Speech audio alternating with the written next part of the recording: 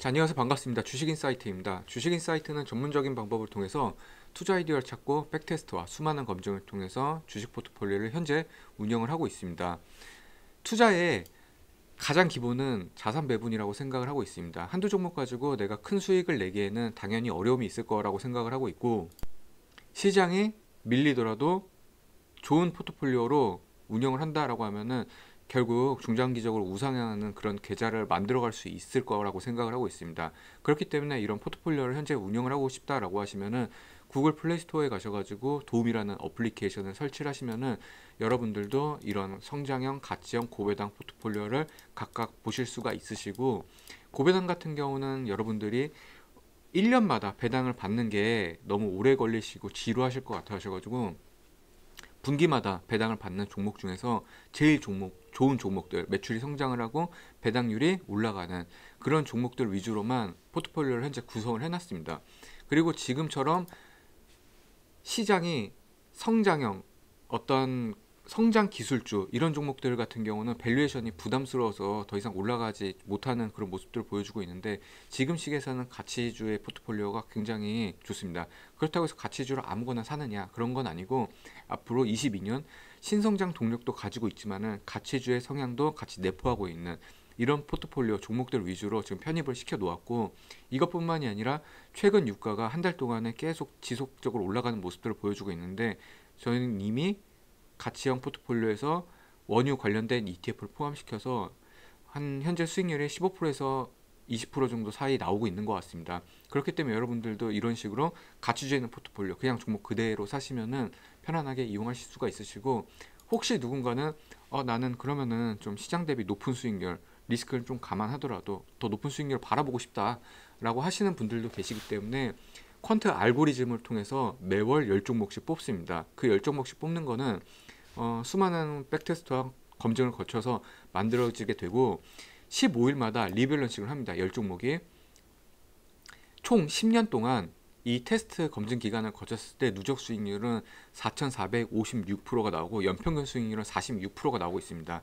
그렇기 때문에 저번 달에도 수익률이 15% 정도가 나왔고, 이 종목을 선정하는 방식에 있어서는 정말 이 보이지 않는 더 많은 팩터들이 있지만은 단기적으로 간단하게 보여드리면은 분기의 매출, 영업이익, 당기순이익이 상승을 하고 부채 비율이 감소하는 그런 종목들 위주로만 지금 현재 선정이 되었습니다. 누군가는 월간 퀀트 매월 리밸런싱 하는 게 귀찮다라고 생각을 하시는 분들이 있기 때문에 분기 퀀트 다른 종목으로 해서 다른 팩터들을 이용해서 이 분기 퀀트도 이용을 하고 있으니까는 나는 좀 바쁘게 월간 퀀트로 매매를 하고 싶다라고 하신 분은 월간 퀀트랑 가치형하고 고배당을 적절하게 배치하셔서 포트폴리오를 운영하셔도 되시고, 나는 좀 바쁘니 그냥 분기로 하겠다라고 하면은 매 분기마다 리밸런싱을 해서 가치형하고 고배당하고 적절히 배치를 하시면은 충분히 지금보다 더 좋은 수익률, 그리고 좋은 포트폴리오, 비율이 잘 맞는 포트폴리오를 현재 여러분들도 운영을 하실 수 있을 거라고 생각을 하고 있습니다. 오늘 영상 주제 중에서 금리 인상입니다. 오늘 영상 주제는 금리 인상인데, 금리가 인상되는 이런 시기에는 우리가 꼭 봐야 될 섹터들이 몇 개 있는 것 같습니다. 그 중에 하나인 은행 관련주에 대해서 설명을 해 드릴 테고, 금리가 왜 인상이 되는지부터 시작을 해서 시중 가장 유명한 5개 은행 정도 뽑아서 현재 진짜 영업이익이라든지 수익이 개선되고 있는 사항인지 그런 부분들까지 다 한번 면밀히 살펴보도록 하겠습니다. 지금까지 영상 계속 보고 계신 분들은 좋아요, 구독, 알람 설정까지 한 번만 좀 부탁드리도록 하겠습니다. 14세기 흑사병이 엄청 크게 유행을 하면서 그때 많은 유럽의 인구수가 많이 죽어 나갔습니다. 이렇게 죽어 나가면서 유럽 중세에 있었던 기독교 중심적인 어떤 문화보다는 인간적인 중심의 르네상스 시대가 열리면서 굉장히 문화적으로 풍요로운 시기를 거치게 됩니다. 그렇게 어떤 큰 유행이라든지 아니면은 인간의 삶에 있어서 시련이 한번 다가오면은 무언가가 크게 바뀌는 것 같습니다. 이번에 코로나 사태로 인해서 우리는 마스크를 쓰고 외부 활동을 많이 하지는 못했지만은 그로 인해서 비대면이라든지 여러 가지 방면에 대해서 더 확장하게 되는 계기가 됐었던 것 같습니다. 뭐 메타버스라든지 이런 부분에서 더 크게 성장하는 그런 모습들을 보여줬었는데, 이런 식으로 코로나로 인해서 변화가 끊임없이 이루어지고 기업들은 재투자를 하고 어떤 이런 투자를 통해서 기업들이 성장을 하게 되고, 그로 인해서 경제가 다시 뭐 계속적으로 성장하는 그런 모습들을 보여줬었는데, 통상적으로 무역의 확산 지수로 놓고 봤었을 때 2분기 이상 성장을 하면은 성장 국면이라고 말을 하고 있습니다. 작년 한 해 동안에 지속적으로 수출이라든지 이런 부분이 성장을 했었고, 뚜렷하게 보였던 부분이 반도체 이쪽 분야였던 것 같습니다.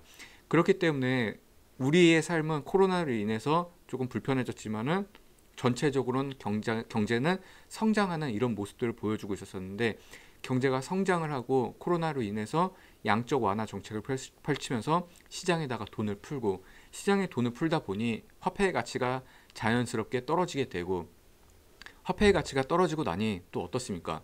물가가 또 오르니 어떤 이런 계속 인플레이션이 지속적으로 발생이 되고 있는 거죠. 지금 현재 상황에서는 더 이상의 양적 완화나 인플레이션은 필요하지 않고, 경제나 상황이나 시장이 모든 것들이 좀 안정화되기를 원하고 있는 것 같습니다. 그런 결과물들이 지금 우리나라에서는 금리가 벌써 빠르게 2번 인상을 했고, 이렇게 연달아 2번 인상하는 거는 금리가 빨리 올라서 물가를 안정화시키겠다라는 어떤 강한 의지가 포함이 되어 있는 것 같습니다. 미국은 아직 금리 인상을 하지 않았지만 3월 중으로 금리가 인상을 할 것으로 지금 현재 보여지고 있고요. 그렇기 때문에 이런 금리가 인상할 때에는 채권 가격이 하락하는 그런 모습들이 보여지고 있는데, 지금 최근에 이 차트는 미국 30년 장기 채권인데요. 이 장기 채권 가격은 2020년부터 시작을 해가지고 현재까지 계속 가격이 하락하는 모습들을 보여주고 있습니다. 이렇게 지금 금리가 인상이 되는 것들이 우리는 이미 체감을 하고 있고, 그리고 전 세계적으로도 지금 진행을 하려고 하고 있고, 아마 유럽이나 중국 같은 경우는 조금 양적 완화 정책을 이어가지 않을까라고 조심스럽게 다들 추측을 하고 있고요. 하지만은 미국이 올린다고 하면은 자연스럽게 조금씩은 따라가지 않을까라고 생각을 하고 있습니다. 그럼 우리나라가 금리 인상을 2번을 올리면은 우리는 어떤 종목을 봐야 되느냐 하면은, 일단 제일 첫 번째로는 은행 관련주가 될 것 같습니다. 은행 관련주는 아무래도 어떤 그 구조적인 측면에서 예대 마진이 가장 큰 부분을 차지를 하고 있고, 이 부분에서 예대 마진에서는 결국 기업 대출하고 개인 대출 두 가지로 나눠지거든요. 근데 이 개인 대출과 기업 대출의 그 퍼센트의 차이가 기업은행이 한 70%를 차지하고 있고, 개인 대출이 한 30% 정도를 차지하고 있습니다. 그렇기 때문에 인터넷 뱅킹은 개인 대출밖에 안 되고 있고, 카카오뱅크 같은 경우는 인터넷 뱅킹이기 때문에 상대적으로 금리가 인상이 됨에도 불구하고 시중은행보다는 더 흐름 자체가 안 좋은 모습들을 보여주고 있습니다. 지금 보시는 차트처럼 시중은행은 금리가 인상이 되고 이익이 더 많이 개선이 됨에 따라서 가격이 상승하는 모습들을 보여주고 있고, 카카오뱅크는 전혀 그러지 못한 모습을 보여주고 있는데, 실질적으로도 지금 현재 가계대출이나 개인대출은 떨어지고 있는 상황이고, 기업이나 중소기업 대출 같은 경우는 조금씩 상승을 하고 있는 그런 모습입니다. 제가 차트 보면서 설명을 간단하게 드리면은, 지금 노란색 차트는 가계 차트, 그리고 검은색 차트는, 검은색 선은 기업 대출에 관한 그래프인데, 지금 현재 대출 잔액은 가계 대출이 지속적으로 계속 하락하고 있는 모습을 보여주고 있습니다.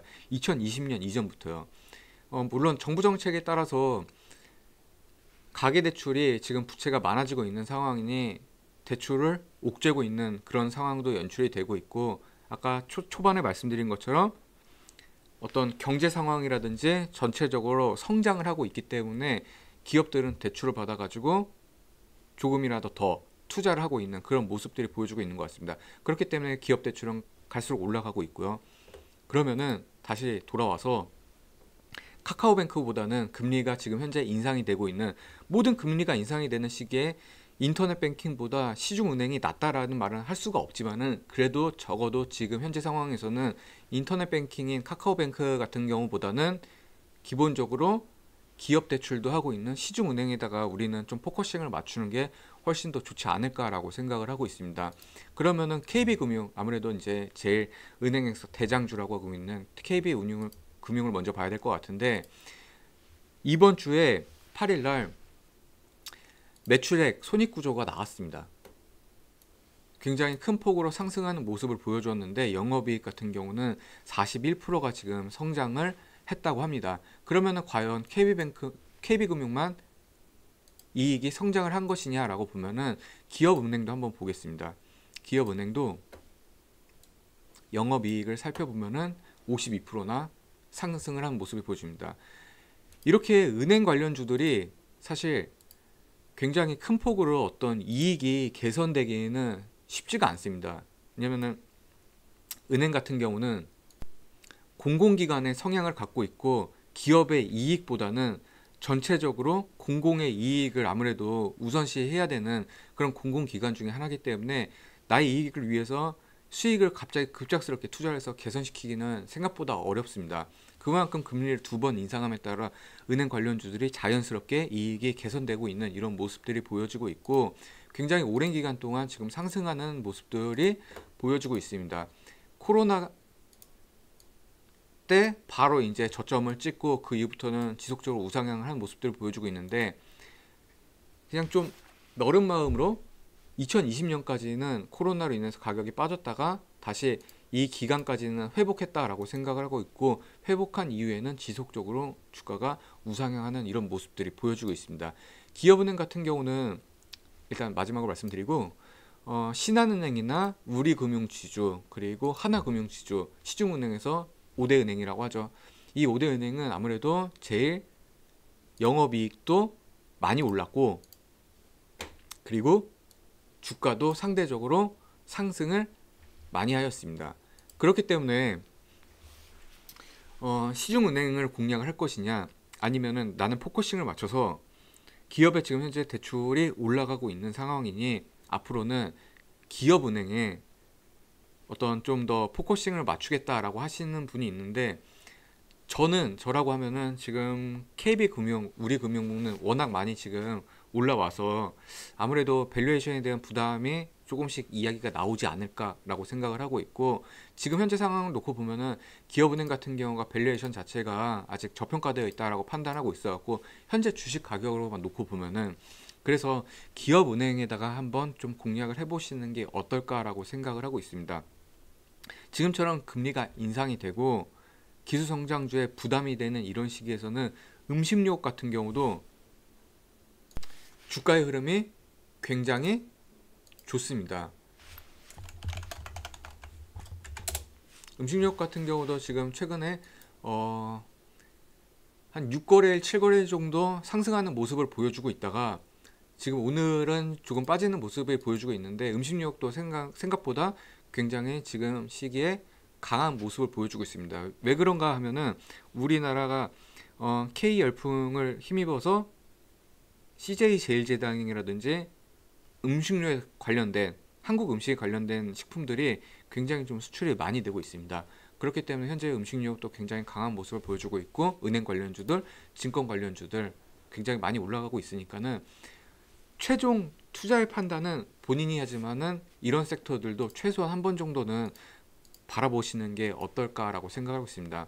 다시 말씀드리지만은 이런 식으로 종목을 하나하나 고르는 것보다는 여러분들은 성장형, 가치형, 고배당형을 여기 있는 포트폴리오 그대로 맞춰서 운영을 하시면은 그냥 편안하게 운영하실 수가 있으시고, 가치형 같은 경우는 포트폴리오가 하나 더 출시가 될 예정입니다. 그러니까는 지금이라도 보고 계신 분들은 도움 어플리케이션 설치하셔서 조만간 출시되는 가치형 포트폴리오와 그리고 다음 주에 리밸런싱 되는 월간 컨트 같은 경우를 이용하신다라고 하면은 훨씬 더 안정적인 포트폴리오를 현재 여러분들이 운영을 하실 수 있을 거라고 감히 자신 있게 말씀드릴 수가 있습니다. 자, 오늘 영상 여기서 이렇게 마치도록 하고요. 다음 영상에서 더 좋은 내용으로 찾아뵙도록 하겠습니다. 자, 감사합니다.